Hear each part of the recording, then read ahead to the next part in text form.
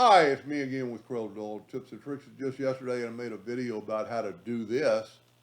And if you didn't watch that, it's a pretty cool video. I think it's called Intersect Tool to the Max. But anyway, somebody asked me they'd like to make a shortcut key for Powerclip. So they wouldn't have to go to Object, Powerclip, place inside frame.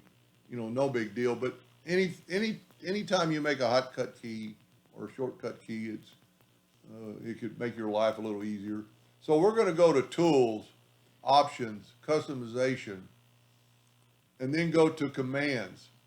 And then you can search all the files, but if you'll go to, we know that Powerclip is in Object, and then you could search Object and go down to Powerclip, or which is right there, or you could just, an easier way to do it if you don't know where it is, you could go Options, Powerclip, and it's going to show you that. And then double click on it and go to shortcut keys. There's no shortcut key for Powerclip.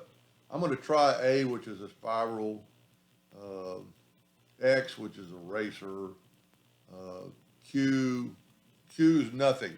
So you got to remember that Q is Powerclip. And I'm going to sign it, and then I'm going to say OK. So now all I have to do is take my artwork and hit Q. You know what? So that doesn't really save, it doesn't save a big step.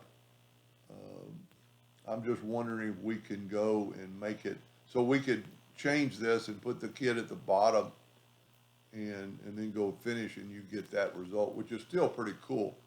If I figure out how to save that one shape or that one step, I'll make another video. So Q, paste inside frame and just go to the frame. It does save you a little bit of time. Anyway, I hope that helped a little bit. Thank you for watching.